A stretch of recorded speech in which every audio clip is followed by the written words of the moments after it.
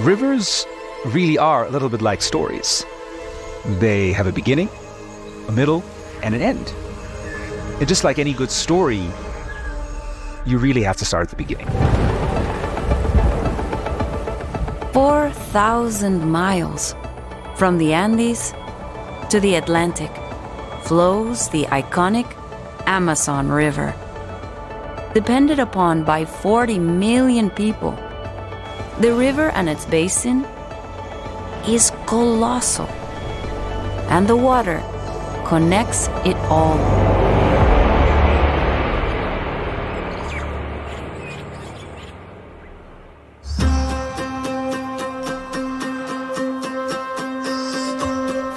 This is not just a single river. There isn't just a single source. However, there are a few sort of geographically accepted beginnings of the Amazon, and one of them is in a place called Nevado Mismi. It is a dramatic environment. It is situated in an area that almost looks like a high-altitude desert.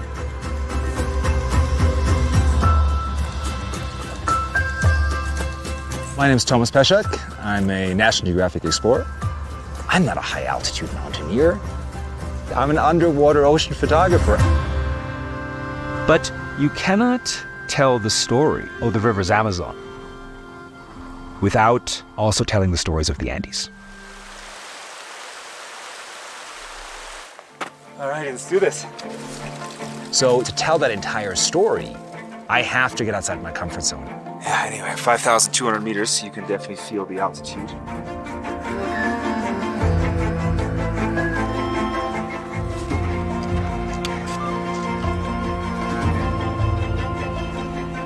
This is really where the river starts. Barren but beautiful, and a land of contrasts. This mountain sits directly on the continental divide. And all the snow that melts up here and that flows in this direction basically heads into the Amazon basin, heads into the Atlantic Ocean. And all the snow that melts on this side heads into Colca Canyon, which runs into the Pacific. To think that a tiny bit of snow becomes this raging torrent that at its mouth is hundreds and hundreds of kilometers wide. It's a really surreal place to be.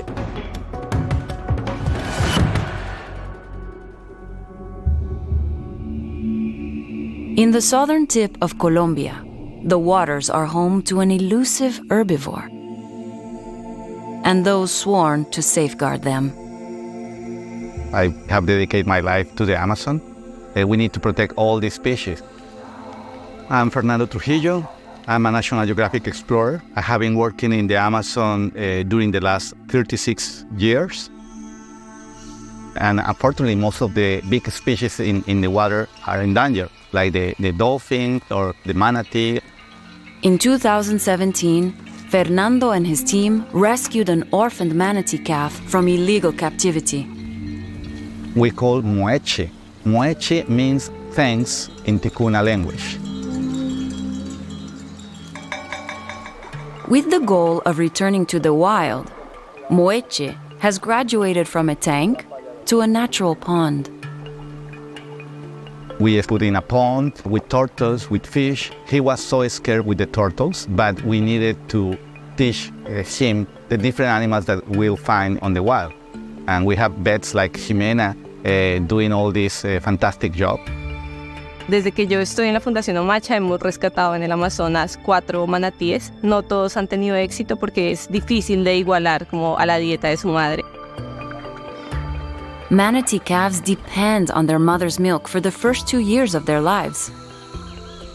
Necesitamos alimentarlos a través de teteros.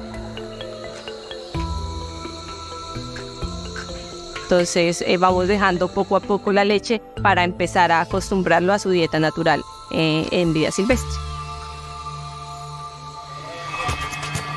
Moeche arrived undernourished, and his road to release depends on a full recovery.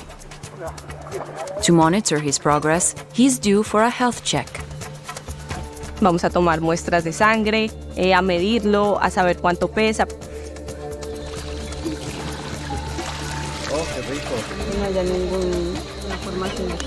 So this is the result of the traffic, illegal traffic of animals.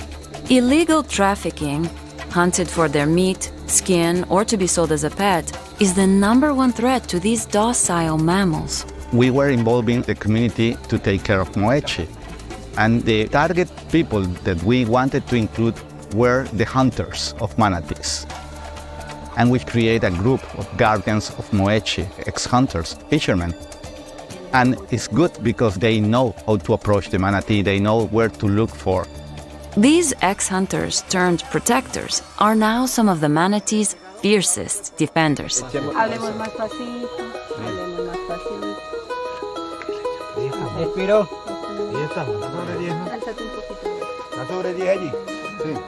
The process is it's been the long week with him.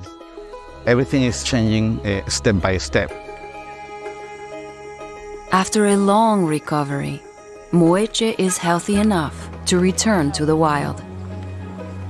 So finally, we release Moechi. And the good thing is that we have like 12 different guardians. They go in a canoe with the equipment and with the antenna to report every single day how the manatee is doing well. And we changed the perception. And now the whole community are always asking, how is Moechi?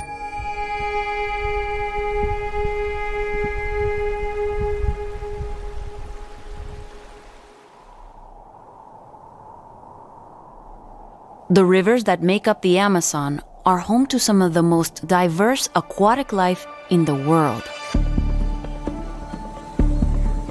But the aquatic realms of Amazonia are under siege. Whether it's overfishing, or deforestation, or climate change, or the building of dams, or mercury pollution. And it is my hope that my photographs will make someone want to help protect a place that they will probably never visit themselves.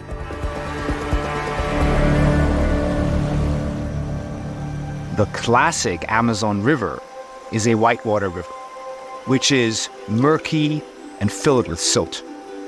And in those conditions, it is physically impossible to make any underwater images. And then you have the Holy Grail, which is rivers with clear water, but also that are in pristine condition.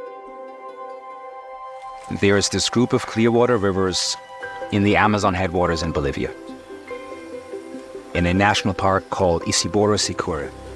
And here I found what I thought was impossible. A team of indigenous leaders and local fly fishermen lead the way. The only way I can make images in a place like this is by forming partnerships with people who have a real deep connection and understanding with the ecosystem I'm trying to document. Finally, the first glimpse of a clear underwater world emerges.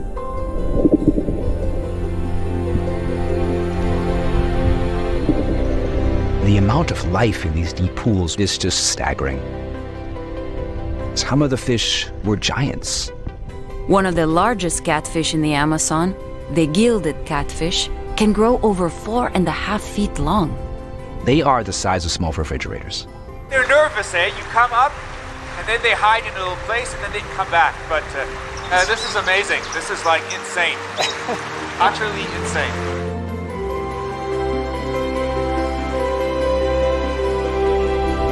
All around, flashes of gold dart through the water. The golden dorado grows up to 4 to 5 feet in length, and it looks like it's covered in plated gold.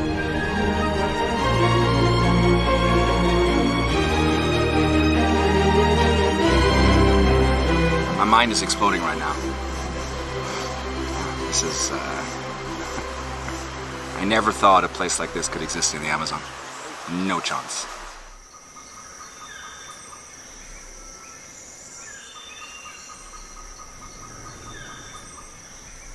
Downstream, two major rivers of Amazonia collide, creating a life force unlike any other. This is a very powerful place. It's absolutely stunning. My name is Julia Tavares. I am a biologist. I'm passionate about the Amazon. Everything here is amazing. If you look here, look at this, everything here is amazing.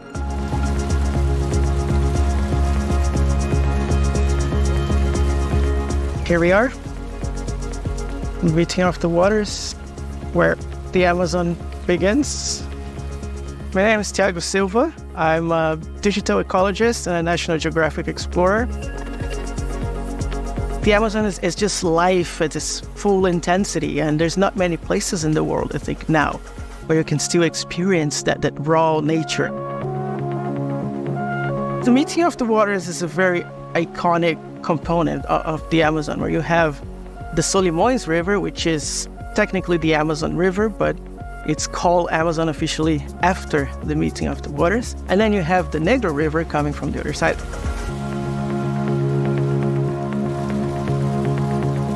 You mix two of the largest rivers in the world, and then you get the largest river in the world.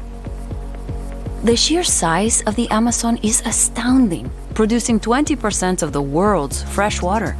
Only a few thousand kilometers more, and you get to the sea. We might make it by dinner. A difference in temperature, water speed, and pH levels create a surface tension, causing the striking visual phenomenon.